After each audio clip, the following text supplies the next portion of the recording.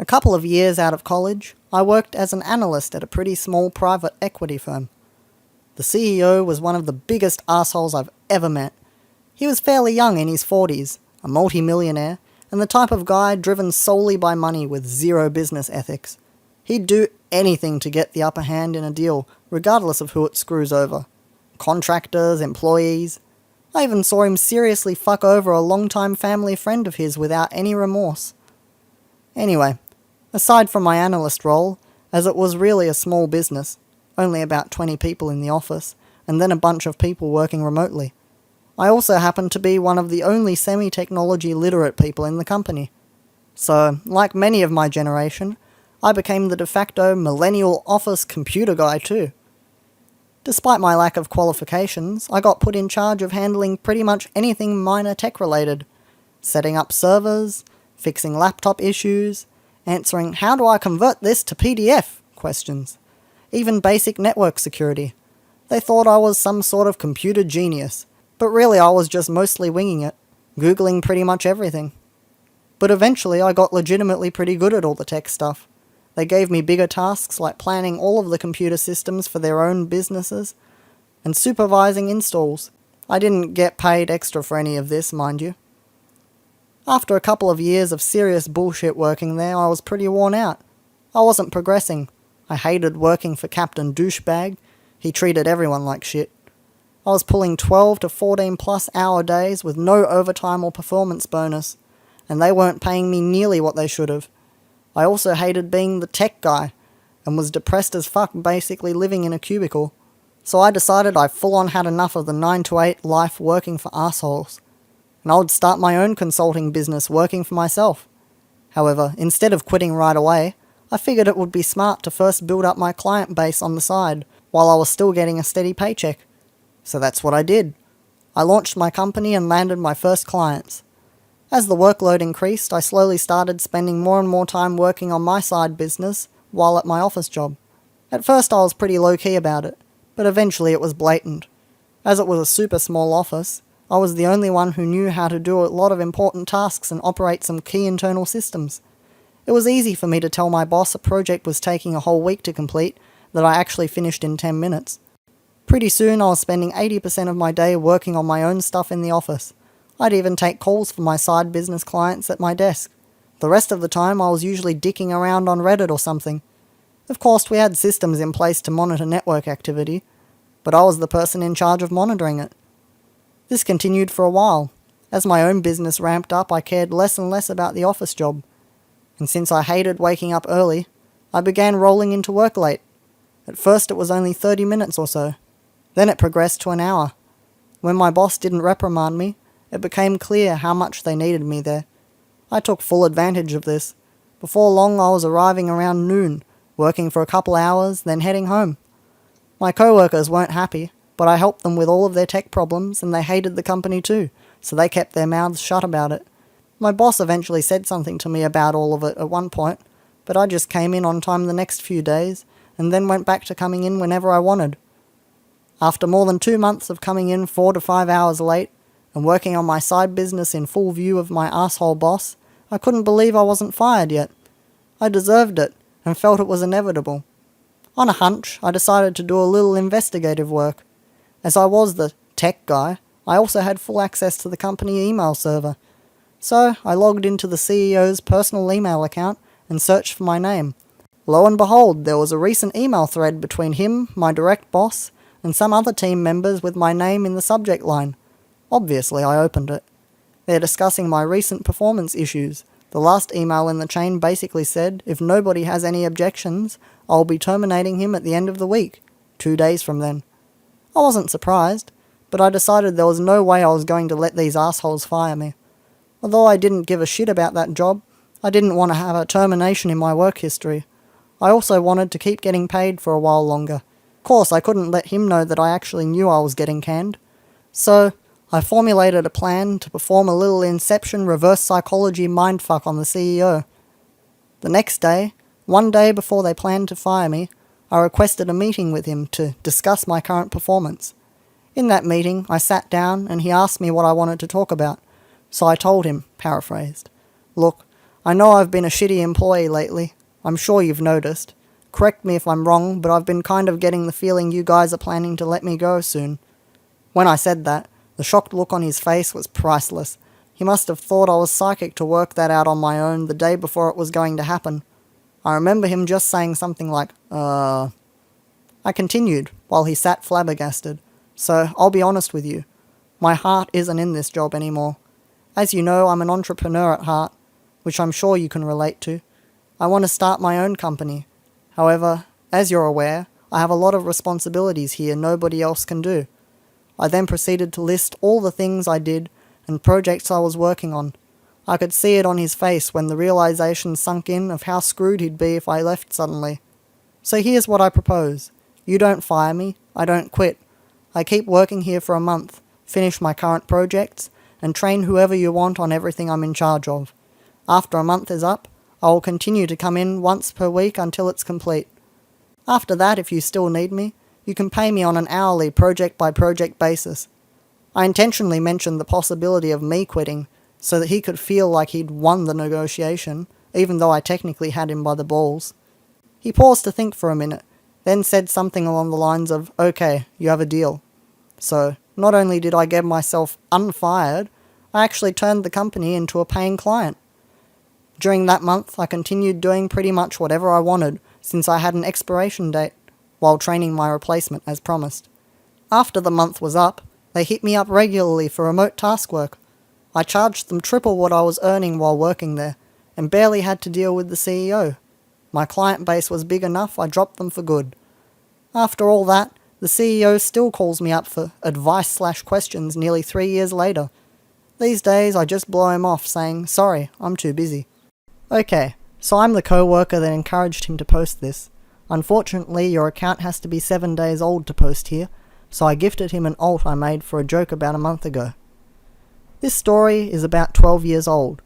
I told it to one of my co-workers yesterday, and he said I should share it to Reddit. Today he again nudged me, so here we are having drinks before the 4-day weekend and my writing is complete. So first time here and hi y'all. Sorry if there are typos. I included a TLDR at the end. In college, I met the woman who I thought was my one. We dated for about 2 years and had a big-ass wedding after a 10-month engagement. Her family was pretty well-to-do in a small southern town. We were both continuing our educations, and I was also working to support us. I was pursuing a master's in engineering, while she was finishing her doctorate in anthropology. Over the summer, an opportunity came up for her to make some extra money, going as an aide on a religious studies trip to Jamaica. I didn't hesitate when she asked me about it. I mean, she was going to get to visit Jamaica and get paid for it. I saw no downside other than missing her being at home for 6 weeks. Little did I know at the time, but she had been fucking the professor. He had hung out with us, smoked my weed, and drank my fucking beer. I considered him a friend, who had arranged the trip for a couple of months, and it was a getaway for them to bang all over the island. I, clueless and happy, went about the weeks while she was gone taking extra shifts, so I could match what she made in our account and surprise her. What a dipshit, right? One of the students from the trip actually sought me out to clue me in. I didn't believe him until I started looking for evidence on my own. I broke down and checked her texts while she was sleeping, and nothing was there. There were a few VMs, so I started to listen, and there it was, a message from that giant asshole saying how exciting it was that I almost caught them. I opened up her laptop and hit the emails after that, and it was piles and piles of shit, making fun of me for not knowing, fucking in our bed and laughing about it. There was so much and I was so heartbroken. Still too hurt to take any action. I was lost. I had no idea what to do, so I sat on it for a couple of weeks and acted as normally as I could. I noticed everything now. I felt so stupid for not seeing it before. So many signs. One stuck out in particular. I noticed that our stash of homemade weed lube, if you've never tried it, I highly recommend giving it a go, was going down even though we weren't having sex. It was obvious they were also using the fruits of my labour to get off more effectively. This really pissed me off. Like, unreasonably so. Hulk fucking mad. It finally all hit me. I was a goddamn joke to these assholes, and they were using the lube I made and fucking in my bed. I didn't hurt anymore. I just wanted to make them hurt. So while she was studying at the library, I made a new batch of lube.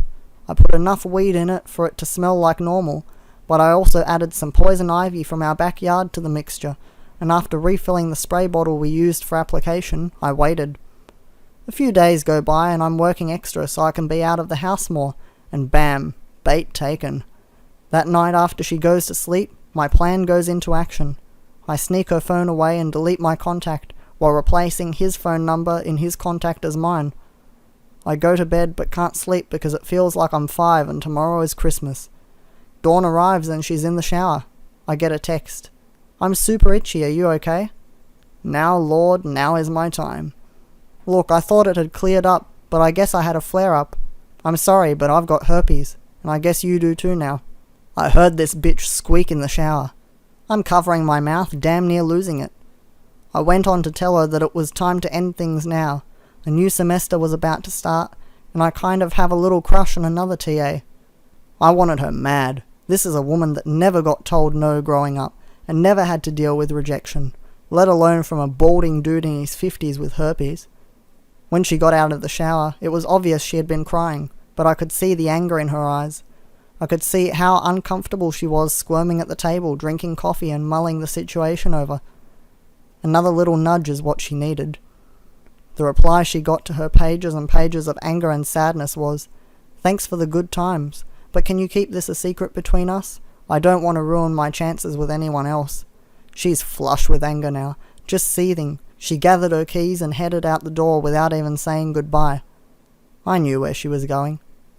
I booted up her laptop and set it to reformat, deleting her dissertation and any notes pertaining to it before following her to campus. I parked a few lots over and rush over to his office where I find her screaming at him for giving her herpes. There's lots of people there. Professors, aides, students and other faculty. I'm dying. He is beyond embarrassed and confused as fuck. She is ugly crying in front of her peers. I'm in heaven. I didn't even care that people were going to think I had herpes too. The fallout was apocalyptic in their department. He lost his job due to code of conduct at the university. We got divorced the following year. State law was we had to be separated for 1 full year before being granted a divorce. I got to keep most of the assets, primarily savings, but not a ton, but I worked for it. She never finished her doctorate and went on to be a perpetually pregnant housewife that sells herbal life on Facebook, and he teaches high school now. It took a few years for it all to unfold, but watching it was glorious. Before I start, I would like to warn you that this contains some weird/cringy stuff that 5th graders like doing. Please tell me if there is a better subreddit to post this, but I need to post this. Backstory. So basically I and a friend of mine started a revolution against the class president, and I told my mate to recruit more people in because we need more for different tasks and stuff. People in the story worst redditor, totally not me, Jack, fake name. Co-founder/mate Brad, fake name. Other mate in story Sam, fake name. The spy George, fake name. Class president hotel Travago. Story. First, when Sam joined our school, I became good friends with him, and he was in the same band as me, which was convenient because we were in different classes. So we got intelligence, and it was obvious that George was sending spies to us to get intel for him. I also recently got Jack to recruit some new members, and he told me he got Sam and some dudes not related. I told him Sam was also in my band, so I would talk to him before it started at 3:30. I went up to him after school, and this conversation started. Not in exact words. Me. "Hey Sam, so you wanted to join the revolution?" Sam? "Yeah." And I forgot what happened, but in a minute or so this happened. Sam. "I'm a spy." Me. "Oh, okay. Are you spying for George or against George?" Sam.